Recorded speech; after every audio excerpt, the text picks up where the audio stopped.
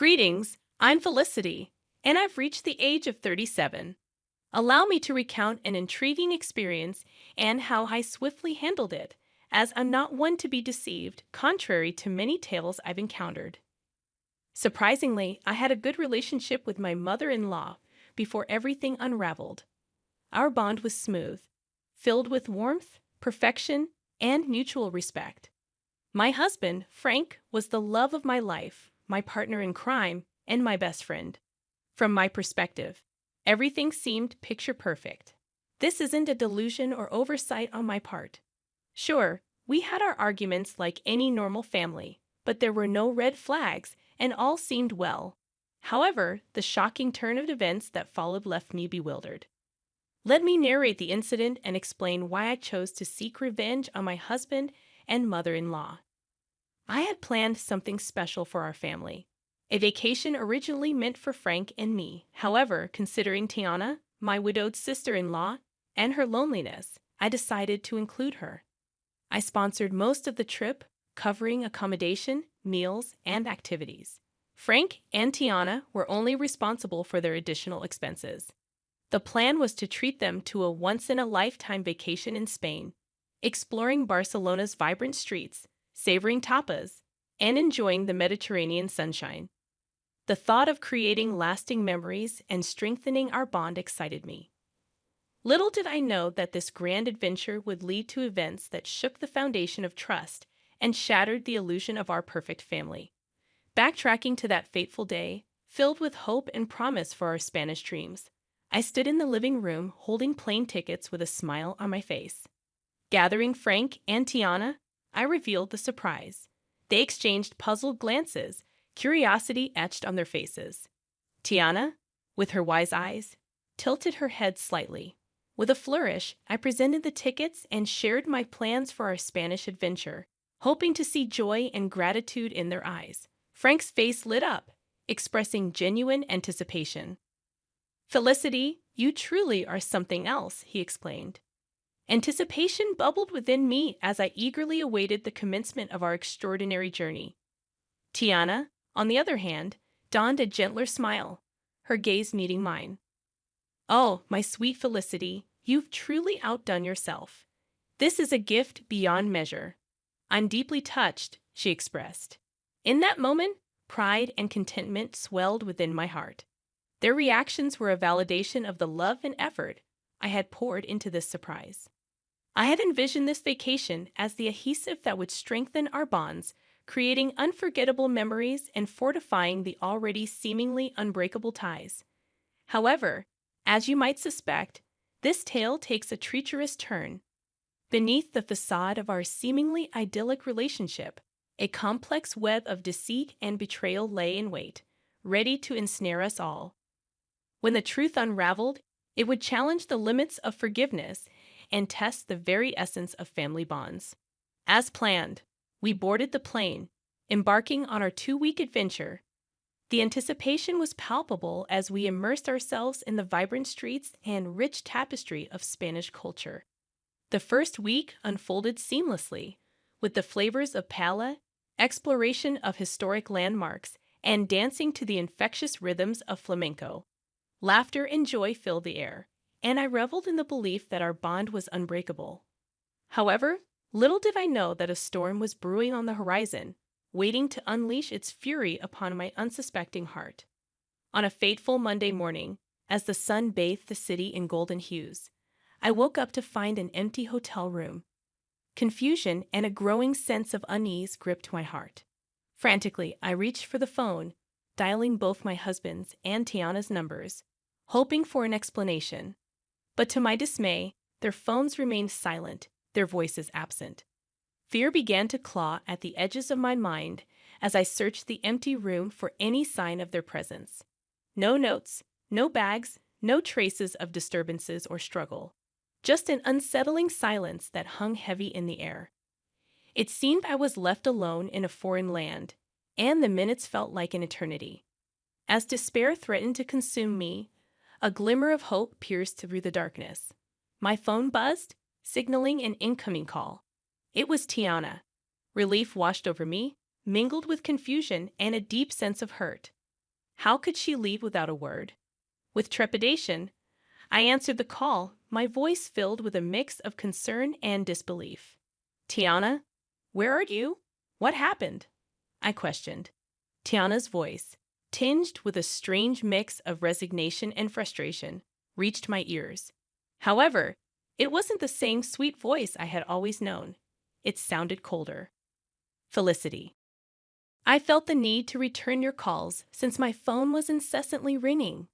Oh, I'm sorry for disturbing you. I was just wondering where you two went. Your bags aren't here, and I was concerned that something bad had happened.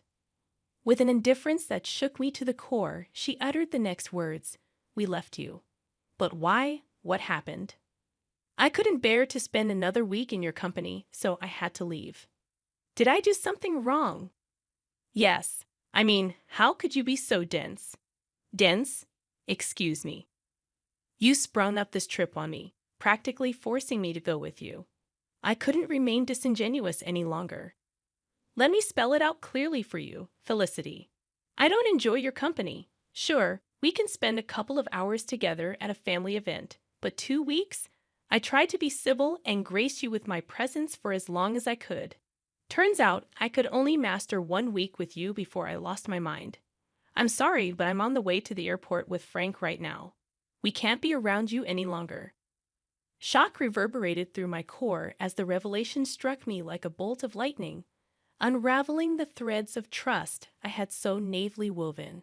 How could our seemingly unbreakable bond crumble beneath the weight of unspoken grievances? Questions flitted my mind as I grappled with this harsh reality. What had I done wrong? What exactly did I do to deserve such harshness? How did things escalate to this point? Was there no chance for reconciliation? Confusion and heartache intertwined within me, the pain of betrayal seeping deep into my soul. I didn't know you felt this way, Tiana, honestly. And you had no reason to. I'd always led you to assume that things were fine and dandy between us. Why not bring that up? Why not sit me down so that we could hash out whatever problem there was between us? Because if I'm being honest, I still don't know what I've done to wrong you. That's the thing.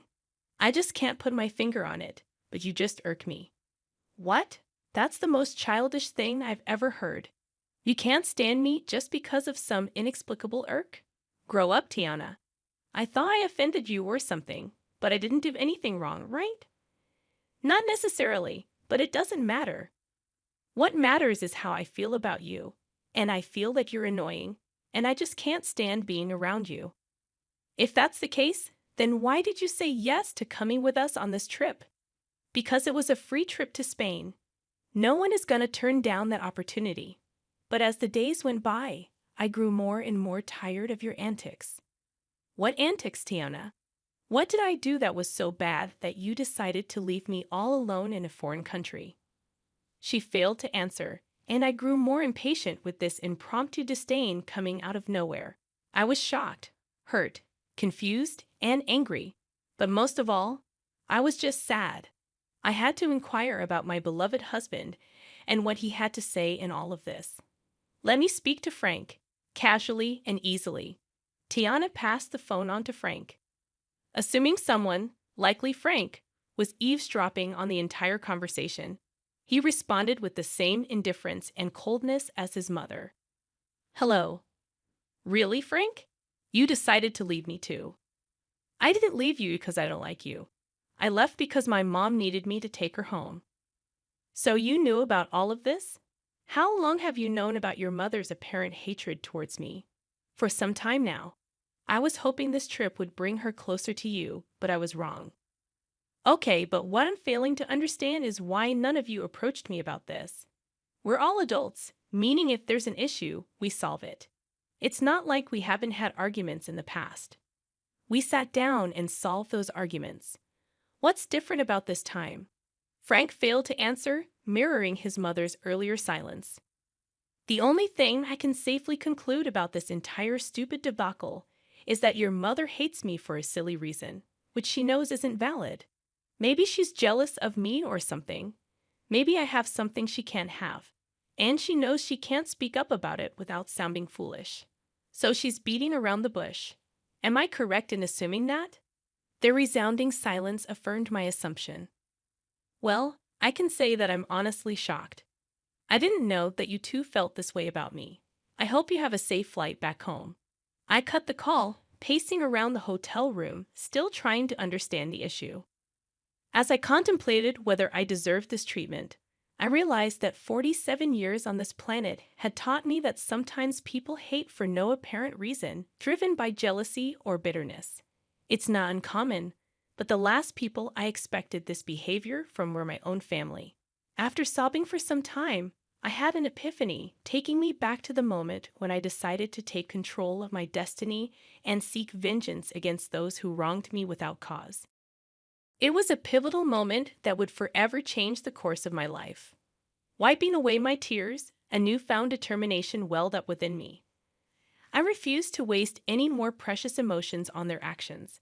It was time to show them they couldn't trample over my heart and get away with it. With trembling fingers, I dialed my childhood friend Arlo's number, knowing I could trust him with my darkest secrets. After pouring out my heart and explaining the painful betrayal, I cautiously asked if he could assist me in my quest for justice. Arlo, always the loyal and mischievous friend, listened intently, his voice filled with a mix of concern and excitement, reassuring me that he had my back. Felicity, my dear friend, you're a force to be reckoned with, and you know you can count on me for anything and everything. So, what are you planning on doing? Well, Arlo, you know how your construction company always has excess sawdust. Yes, it can be quite a hassle to get rid of sometimes. I believe I've found the perfect use for it. His curiosity piqued. I unraveled my plan like a carefully crafted script, detailing how we would execute the ultimate act of retaliation. Bags of sawdust would be delivered to Tiana's house, infiltrating every corner and crevice, leaving an indelible mark of chaos and betrayal. Arlo couldn't help but smile at the brilliance of my idea, a subtle yet impactful reminder to Tiana of the stress she had unleashed upon my life.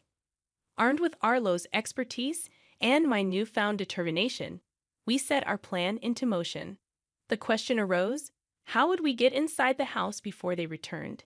You need to get the spare key hidden under the potted plant on the patio. Then you'll be in. Wow, you thought of everything, huh? I'm not one to be played with. I think I'm a reasonable woman, but if they want to go lower and act childish, then I'll go even lower. Atta girl. As the hours passed, anticipation swirled within me. Arlo assured me that the mission was complete, and soon I would witness the fallout of our carefully orchestrated chaos. Then, like a sweet melody in my ear, my phone chimed with a message from Arlo. I eagerly opened the pictures he had sent, revealing a sight to behold. Tiana's once pristine home now resembled a post-apocalyptic wasteland, drowned in a sea of sawdust. Every nook and cranny had been touched by our mischievous hands, a scene straight out of a surrealistic painting, an embodiment of the chaos that had unfolded in our lives. I called Arlo, and his laughter echoed through the phone. I couldn't help but join in. It was a cathartic release, a shared moment of triumph against those who had betrayed me. I expressed my heartfelt gratitude to Arlo, acknowledging his willingness to tread the path of mischief with me. He simply said, "Naughty can be so satisfying, my friend." As the clock ticked away, I could feel the tension building within me. How would Frank and Tiana react when they walked through the doors of their once beloved home? The anticipation was almost unbearable, a heady mix of nerves and vindication. I couldn't help but relish in the thought of their bewildered faces and disarrayed emotions.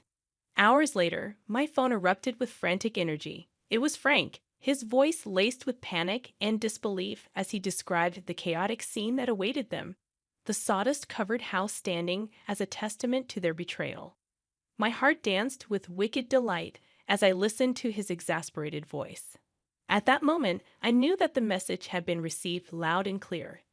Their actions had consequences, and the chaos they had sown had come back to haunt them. Felicity, it's just awful. Mom is in hysterics. I decided to reveal the part I played in this and said, "It serves both of you right." How could you leave me here alone without a valid reason, no less? Wake, Felicity, was this your doing? The wailing and panic in the background stopped, and instead I approached Frank's phone. I heard my mother-in-law say, "Give me that," before shouting in my ear, "How could you do this to us?" To me. I have no idea what you're talking about. Have you considered that this is just your karma? Oh, come on, Felicity. We all know it was you. Who else would have access to my home? It's very easy to break into someone's home nowadays, Tiana, especially if you don't have any security cameras installed, which, by the way, you should seriously consider doing to prevent things like this from happening again. Honestly, Felicity, how can you do this to us? When are we supposed to sleep? This sawdust is making my lungs ache. Oh, that's right. You probably forgot to get the keys to my house, huh? Well, that's a shame. I'm guessing you two are going to have to stay in yet another hotel. But for how long? Until I decide to come back from my vacation, I guess. I mean, I paid for 2 weeks after all, and who knows, I might feel greedy and decide to extend my stay. Frank then took the phone from Tiana, and she began to bawl once again, mourning her ruined furniture. Felicity, this was foul. How could you do this? I don't know why you're assuming that I had anything to do with this. I mean, how could I? I'm currently relaxing in the hotel jacuzzi. How could I have done this? I held back my laughter as the two of them were clearly confused as to what had happened, even though they suspected I had something to do with it, which I obviously did. But they didn't have any solid proof, so I basked in all the glory of knowing that they were frustrated but had nowhere to direct their anger. As I bid Frank farewell on the phone, a sense of contentment washed over me. I had taken control of my narrative, leaving them to grapple with the consequences of their actions. I know what I did was quite foul and even quite dangerous considering how old Tiana is. I mean, spending even a night in that house could lead to serious health consequences. But I knew that they wouldn't dare to dream of staying there. It was too sabotaged to be habitable. They just had to rely on staying in a hotel for a little bit longer because I didn't want my money to go to waste. I stayed that extra week in Spain, enjoying the culture as I intended, while my husband and my mother-in-law were undoubtedly worried, trying to find a cleaning company that would take on such a daunting task. I didn't know how long it would take to get the house professionally cleaned, but I knew that in the meantime, my mother-in-law would have to stay with us in my home. And I knew that she would just be irritated the whole time since she apparently can't stand my company. This should serve as a reminder to some of you that some people need to learn the hard way. And if it just so happens that you can dish out your own justice, then by all means, go ahead and do it, and really give people something to be mad about.